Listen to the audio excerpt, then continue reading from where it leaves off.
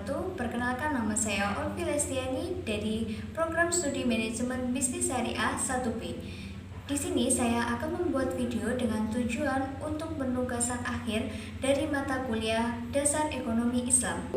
Di sini saya akan menyampaikan beberapa materi, yaitu yang pertama ada pengertian ekonomi Islam, yang kedua adalah jenis-jenis dan perbedaan pemahaman ekonomi, dan yang ketiga adalah permintaan dan penawaran Islam. Nah, sedangkan yang kelima yaitu kebijakan. Saya akan menyampaikan materi mengenai yang pertama yaitu pengertian ekonomi Islam, yang kedua jenis-jenis dan perbedaan pemahaman ekonomi, dan yang ketiga adalah permintaan dan penawaran, dan yang keempat adalah kebijakan fiskal dalam Islam. Pertama, kita akan membahas materi tentang ekonomi Islam.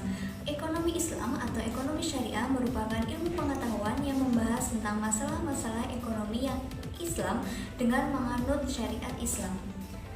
Di sini, ekonomi syariah atau ekonomi Islam itu berbeda dengan ekonomi konvensional. Ekonomi Islam itu sangat menentang adanya eksploitasi oleh pemilik modal terhadap buruh yang miskin dan melarang penumpukan kekayaan. Nah, selain itu, ekonomi dalam kacamata Islam merupakan tuntunan kehidupan sekaligus anjuran yang memiliki definisi atau dimensi ibadah yang teraplikasi dalam etika dan moral syariah Islam. Nah, sedangkan sistem ekonomi syariah sangat berbeda dengan ekonomi kapitalisme, dengan ekonomi sosial maupun dengan ekonomi komunis. Nah, ekonomi syariah bukan pula berada di tengah-tengah ketiga ekonomi tersebut. Sangat bertolak belakang dengan kapitalis yang lebih bersifat individual, sosialis yang memberikan hampir semua tanggung jawab kepada warga negara, serta komunis yang ekstrem. Ekonomi Islam menetapkan atau membentuk perdagangan serta perkhidmatan yang boleh dan tidak boleh ditransaksikan. Nah, ekonomi Islam juga mampu memberikan kesejahteraan bagi seluruh masyarakat, memberikan rasa adil, kebersamaan, dan kekeluargaan, serta mampu memberikan kesempatan seluas-luasnya kepada masyarakat. Nah, sedangkan ciri dari ekonomi Islam atau ekonomi syariah sendiri, yang pertama yaitu tidak banyak yang dikemukakan dalam Al-Quran atau dalam As-Sunnah, karena alasannya sangat tepat. Al-Quran dan As-Sunnah banyak sekali membahas tentang bagaimana seharusnya kaum muslim berperilaku sebagai konsumen, pemilik, dan juga produsen. Nah, tetapi hanya sedikit tentang sistem ekonomi sebagaimana diungkapkan dalam pembahasan ekonomi Islam harus mampu memberikan kesempatan seluas-luasnya kepada masyarakat atau pelaku usaha. Nah, selain itu, ekonomi Islam juga menekankan adanya 4 sifat. Yang pertama yaitu kesatuan, yang kedua keseimbangan, yang ketiga kebebasan, dan yang keempat adalah tanggung jawab. Manusia sebagai wakil khalifah yang tidak mungkin bersifat individualistik, karena semua kekayaan yang ada di bumi adalah milik Allah semata, dan manusia adalah kepercayaannya di bumi. Di dalam menjalankan kegiatan ekonominya, Islam sangat mengharapkan kegiatan yang namanya riba, yang dari segi bahasa berarti kelebihan. Dalam Al-Quran, surat Al-Baqarah ayat 275 disebutkan bahwa orang-orang yang makan atau mengambil riba tidak dapat berdiri, melainkan seperti berdirinya orang gila atau kemasukan setan lantaran penyakit. Keadaan mereka yang demikian itu adalah disebabkan karena mereka berpendapat sesungguhnya jual beli itu sama dengan riba, padahal Allah telah menghalalkan jual beli dan mengharamkan riba. Nah, sedangkan dari tujuan ekonomi Islam sendiri yaitu untuk memberikan keselarasan bagi kehidupan di dunia. Nilai Islam bukan semata-mata hanya untuk kehidupan muslim saja, akan tetapi seluruh makhluk hidup yang ada di bumi. Esensi proses ekonomi Islam adalah pemenuhan kebutuhan manusia yang berlandaskan nilai-nilai Islam guna mencapai pada tujuan agama. Nah, ekonomi Islam menjadi rahmat seluruh alam yang tidak terbatas oleh ekonomi, sosial, budaya, politik dari bangsa. Ekonomi Islam mampu menangkap nilai fenomena masyarakat sehingga dalam perjalanannya dapat berubah tanpa meninggalkan sumber hukum teori ekonomi Islam. Nah, sedangkan potensi ekonomi Islam atau ekonomi syariah di Indonesia yaitu organisasi masyarakat di bidang syariah atau masyarakat ekonomi syariah menilai pada tahun 2015 ekonomi syariah akan tumbuh lebih baik daripada tahun sebelumnya. Hal ini menyesuaikan dengan perkiraan pertumbuhan ekonomi secara nasional yang juga diperkirakan akan membaik sekitar 5,5%. Beberapa perkiraan industri terkait ekonomi syariah seperti perbankan syariah dan asuransi syariah mendukungnya. Pertumbuhan perbankan syariah yang diperkirakan akan mencapai pangsa pasarnya antara 5-6%, sedangkan industri asuransi syariah Indonesia yang kini memegang posisi keempat dunia akan tumbuh sebesar 20% pada tahun ini. Menurut Masyarakat Ekonomi Syariah, pertumbuhan ekonomi syariah pada tahun ini akan lebih baik. Materi yang selanjutnya yaitu permintaan dan penawaran. Nah, sedangkan permintaan dalam Islam menurut para ekonomi, permintaan itu dapat diartikan sebagai suatu barang atau jasa yang diminta pada tingkat harga tertentu dan jumlah barang yang tertentu pula, dengan memperhatikan berbagai kondisi tertentu. Tentunya penafsiran permintaan secara Islam pun tidak jauh berbeda dari konsep permintaan orang Barat yang hedonis. Yang membedakan adalah bahwa dalam Islam kita harus memperhatikan syariat yang mengajarkan bahwa kita tidak boleh serakah dan mengeksploitasi sesuatu secara berlebihan, karena akan berdampak buruk kepada kita, dan Allah Subhanahu wa Ta'ala pun senantiasa tidak menyukai orang-orang yang berlebihan. Adapun konsep hukum permintaan hedonis adalah bahwa jika harga turun maka permintaan naik.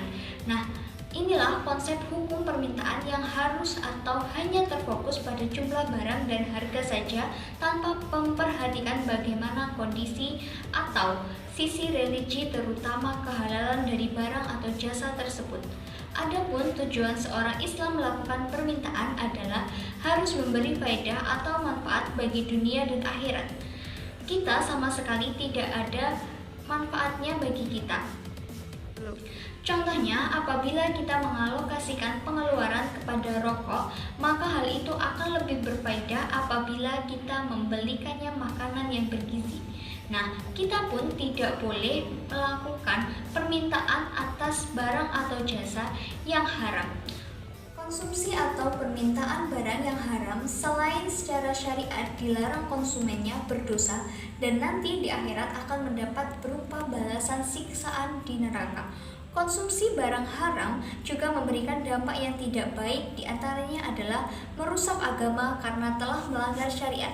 Nah, yang kedua yaitu pengaruh terhadap ibadah menjadi tidak khusyuk dan tingkat keikhlasannya berkurang.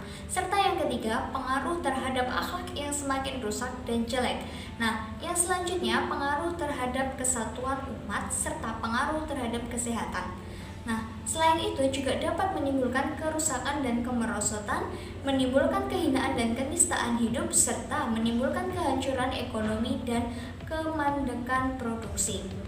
Nah, materi yang selanjutnya yaitu adalah penawaran Islam.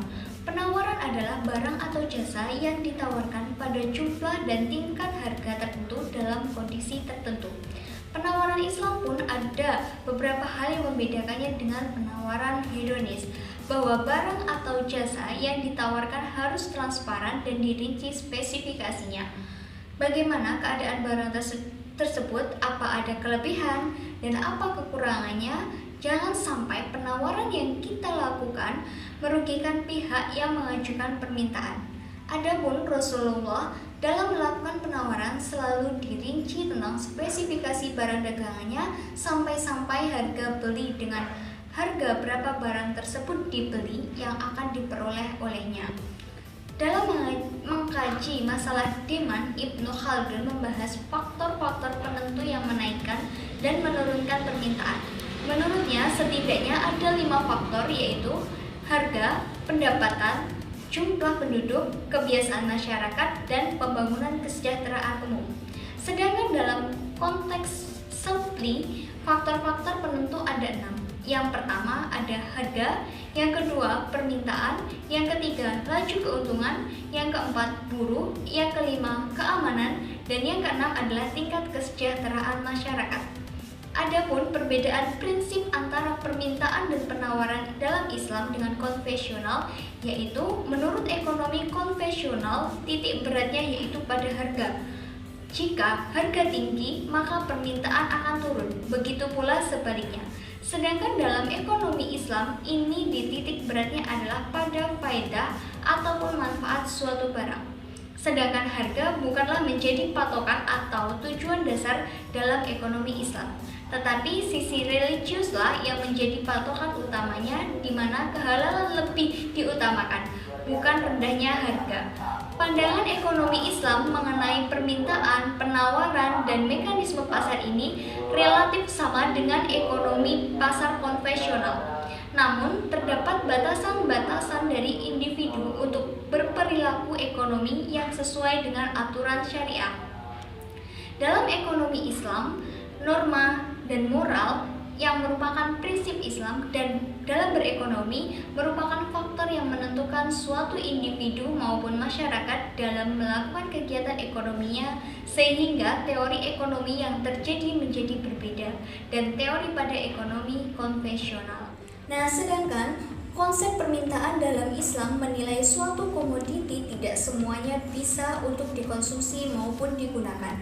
Dibedakan antara halal maupun yang haram sesuai dengan firman Allah pada surat Al-Maidah ayat 87 dan 88 yang artinya, "Hai orang-orang yang beriman, janganlah kamu haramkan apa-apa yang baik yang telah Allah halalkan bagi kamu, dan janganlah kamu melampaui batas." Nah, arti yang selanjutnya yaitu sesungguhnya Allah tidak menyukai orang-orang yang melampaui batas, dan makanlah makanan yang halal lagi, baik dari apa yang Allah telah rezekikan kepadamu, dan bertakwalah kepada Allah yang kamu beriman kepadanya. Oleh karenanya, dalam teori permintaan di Islam membahas permintaan barang halal, barang haram, dan hubungan antara keduanya. Sedangkan dalam permintaan konvensional, semua komoditi dinilai sama, bisa dikonsumsi atau digunakan. Dalam motif permintaan, Islam menekankan pada tingkat kebutuhan konsumen terhadap barang tersebut, sedangkan motif permintaan konvensional lebih didominasi oleh nilai-nilai kepuasan. Konvensional menilai bahwa egoisme merupakan nilai yang konsisten dalam mempengaruhi seluruh aktivitas manusia. Jadi materi selanjutnya yaitu adalah kebijakan fiskal Islami. Jadi kebijakan fiskal Islami menurut ekonomi Islam diharapkan melaksanakan fungsi alokasi, distribusi, dan stabilisasi dalam suatu negara yang mempunyai ciri khas tertentu dari nilai orientasi, dimensi, etik, dan sosial. Dalam pendapatan dan pengeluaran negara Islam, sistem perpajakan Islam harus menjamin bahwa hanya golongan kaya dan makmur yang mempunyai kelebihanlah yang memikul beban utama pajak. Adapun ciri-ciri kebijakan fiskal dalam ekonomi Islam yaitu sebagai berikut. Ciri yang pertama, pengeluaran negara dilakukan berdasarkan pendapatan sehingga barang atau jarang terjadi defisit anggaran.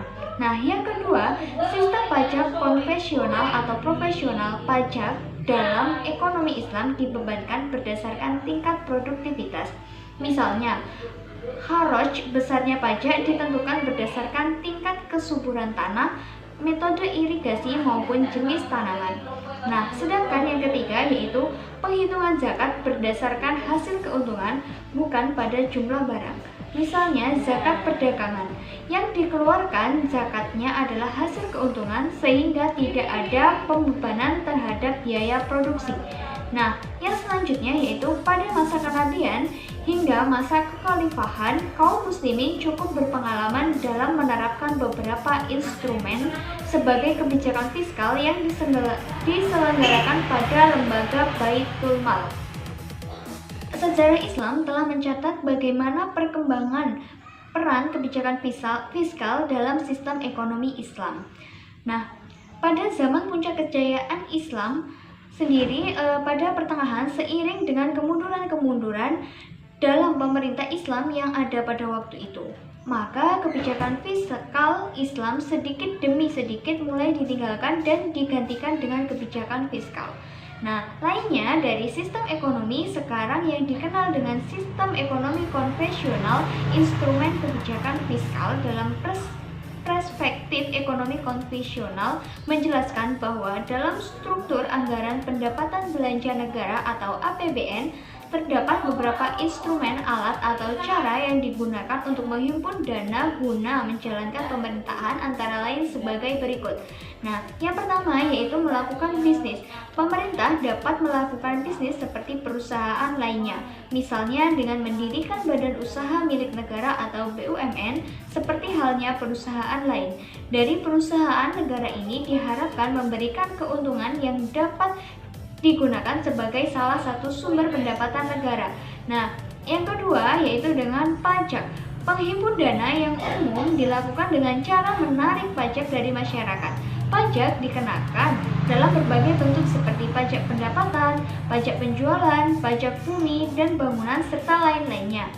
Nah, pajak yang dikenakan kepada masyarakat tidak dibedakan terhadap bentuk usahanya, sehingga dapat menimbulkan ketidakstabilan. Pajak juga dibebankan oleh produsen kepada konsumen dengan menaikkan harga barang atau jasa. Nah, sedangkan cara yang ketiga yaitu meminjam uang. Pemerintah dapat meminjam uang dari masyarakat atau sumber-sumber yang lainnya dengan syarat harus dikembalikan di kemudian harinya. Nah, masyarakat juga harus mengetahui dan mendapatkan informasi yang jelas bahwa di kemudian hari mereka harus membayar pajak yang lebih besar untuk membayar utang yang dipinjam hari ini. Meminjam uang hanya bersifat sementara dan tidak boleh dilakukan secara terus-menerus. Dalam perspektif ekonomi Islam, kebijakan fiskal menjadi dua instrumen. Yang pertama, kebijakan pendapatan yang tercermin dalam kebijakan. Nah, yang kedua yaitu kebijakan belanja atau pengeluaran. Nah, kedua instrumen tersebut akan terlihat dalam anggaran belanja negara.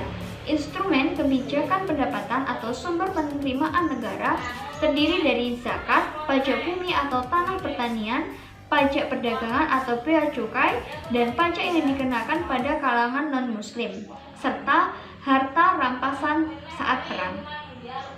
Dalam sejarah Islam, kebijakan fiskal menempati posisi strategis dalam rangka membangun tata kelola keuangan negara dan terencana dan serta terarah. Nah, dalam pemikiran ekonomi Islam menyebutkan bahwa paling tidak instrumen kebijakan fiskal yang terkendali awal pemerintah Islam sebagai berikut, yaitu sebagai peningkatan pendapatan nasional dan tingkat partisipasi kerja. Sebagai pemimpin, Rasulullah telah mengantongi langkah-langkah perencanaan untuk memulai insensifikasi pembangunan masyarakat seperti ukhuwah Islamiyah, persaudaraan sesama muslim, dan antar golongan muhajirin dan golongan ansor yang dijadikan sebagai kunci oleh Rasulullah untuk meningkatkan pendapatan nasional. Nah, hal ini menyebabkan terjadinya distribusi pendapatan yang berimplikasi pada peningkatan permintaan total di Madinah. Nah, selain itu, persaudaraan ini berdampak positif terhadap tersedianya lapangan kerja terutama bagi kaum muhajirin. Nah, yang kedua yaitu kebijakan pajak. Penerapan kebijakan pajak yang dilakukan Rasulullah seperti kharaj, jizya, khums, dan zakat menyebabkan terciptanya kestabilan harga dan mengurangi tingkat spekulasi. Pajak ini khususnya khums mendorong stabilitas pendapatan dan produksi total pada saat terjadi stagnasi dan penurunan permintaan serta penawaran yang sangat tinggi. Kebijakan ini juga tidak menyebabkan penurunan harga ataupun jumlah produksi. Nah, yang ketiga yaitu ada anggaran. Dalam menyusun anggaran selalu diprioritaskan untuk pembelanjaan yang mengarah pada kepentingan umum seperti pembangunan infrastruktur sehingga pada gilirannya menciptakan pertumbuhan dan pemerataan ekonomi masyarakat. Dengan demikian, nampak pada zaman Rasulullah pengaturan APBN dilakukan secara cermat, efektif, dan efisien menyebabkan jarang terjadinya defisit anggaran meskipun sering terjadi peperangan. Nah, yang keempat yaitu kebijakan fiskal khusus. Dalam menerapkan kebijakan fiskal secara khusus, Rasulullah melakukan dengan berlandaskan persaudaraan. Adapun instrumen kebijakan yang diterapkan yaitu memberikan bantuan secara sukarela untuk memenuhi kebutuhan kaum muslimin yang kekurangan. Yang kedua, meminjam peralatan dari kaum non-muslim secara cuma-cuma dengan menjamin pengembalian dan ganti rugi bila terjadi kerusakan. Nah, sedangkan yang ketiga, meminjam uang tertentu dan diberikan kepada mu'alaf. Serta yang keempat, menerapkan kebijakan insentif untuk menjaga pengeluaran dan peningkatan partisipasi kerja dan produksi kaum muslim. Nah, sedangkan secara umum sumber pemasukan negara dalam perspektif ekonomi Islam adalah zakat, pajak pertanian, pajak perorangan, pajak harta rampasan, dan pajak perdagangan. Nah, ada juga beberapa penerimaan yang dapat dijelaskan sebagai berikut. Ziswa atau zakat, infak, sedekah, dan wakaf merupakan kewajiban untuk mengeluarkan sebagian pendapatan atau harta seseorang yang telah memenuhi syarat syariah Islam guna diberikan kepada berbagai unsur masyarakat yang juga ditetapkan dalam syariat Islam. Jadi materi yang akan saya sampaikan selanjutnya yaitu tentang perbedaan atau jenis-jenis ekonomi yang ada di Indonesia. Nah, di sini saya menemukan ada 3 pemahaman atau 3 jenis, yaitu sistem ekonomi sosialis, sistem ekonomi kapitalis, dan sistem ekonomi Islam. Nah, yang akan pertama kita bahas yaitu sistem ekonomi sosialis. Jadi sosialis adalah suatu sistem perekonomian yang memberikan kebebasan yang cukup besar kepada setiap masyarakat untuk melaksanakan kegiatan ekonomi, tetapi dengan campur tangan pemerintah. Nah, pemerintah masuk ke dalam perekonomian untuk mengatur tata kehidupan perekonomian negara serta jenis-jenis perekonomian yang menguasai hajat hidup orang banyak dikuasai oleh negara seperti air, listrik, telekomunikasi, gas, dan lain sebagainya. Nah, sistem ekonomi sosialis adalah suatu sistem ekonomi dengan kebijakan atau teori yang bertujuan untuk memperoleh suatu distribusi yang lebih baik dengan tindakan otoritas, demokratis, terpusat, dan kepadanya perolehan produksi kekayaan yang lebih baik daripada yang kini berlaku sebagaimana yang diharapkan. Sistem sosialis ekonomi berpandangan bahwa kemakmuran individu hanya mungkin tercapai bila terfondasikan kemakmuran bersama. Sebagai konsekuensinya, penguasaan individu atas aset-aset ekonomi atau faktor-faktor produksi sebagian besar merupakan kepemilikan sosial.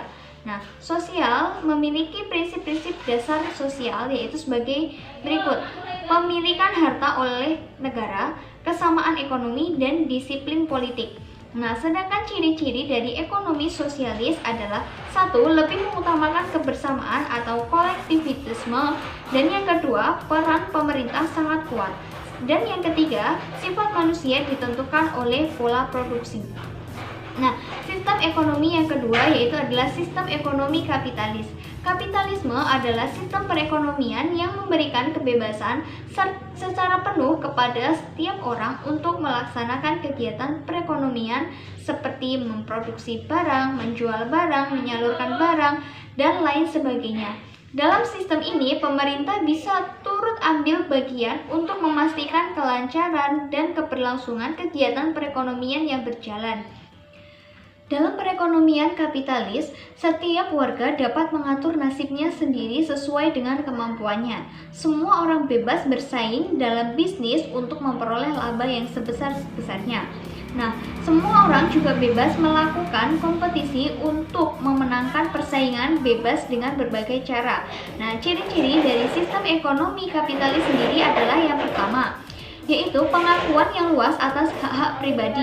Yang kedua, perekonomian diatur oleh mekanisme pasar. Sedangkan yang ketiga, manusia dipandang sebagai makhluk homo economius yang selalu mengejar kepentingan atau keuntungan sendiri. Nah, yang keempat adalah paham individualisme didasarkan materialisme, warisan zaman Yunani kuno atau yang disebut dengan hedonisme. Nah, sedangkan sistem ekonomi yang ketiga yaitu adalah sistem ekonomi Islam. Nah, di dalam bukunya yang berjudul Teori dan Praktik Ekonomi Islam menyatakan bahwa ekonomi Islam adalah ilmu pengetahuan sosial yang mempelajari masalah ekonomi rakyat yang diilhami oleh nilai-nilai Islam. Nah, sementara itu, Halido juga berpendapat bahwa yang dimaksud dengan ekonomi Islam adalah kumpulan dasar-dasar umum ekonomi yang disimpulkan dari Al-Quran dan As-Sunnah yang ada hubungannya dengan urusan ekonomi. Nah, sistem ekonomi Islam adalah sekumpulan dasar-dasar hukum ekonomi yang disimpulkan dari Al-Quran dan As-Sunnah, dan merupakan bangunan perekonomian yang didirikan atas landasan dasar-dasar tersebut yang sesuai dengan kondisi lingkungan dan masa. Prinsip-prinsip ekonomi Islam. Jadi dari berbagai sumber daya dipandang sebagai pemberian atau titipan dari Allah Subhanahu wa taala kepada manusia. Yang kedua, prinsipnya Islam mengakui pemilikan pribadi dalam batas-batas tertentu. Yang ketiga, kekuatan penggerak utama ekonomi Islam adalah kerjasama. Dan yang keempat adalah ekonomi Islam menolak terjadinya akumulasi kekayaan yang dikuasai oleh segelintir orang saja. Nah, yang kelima, ekonomi Islam menjamin pemilikan masyarakat dan penggunaannya direncanakan untuk kepentingan banyak orang.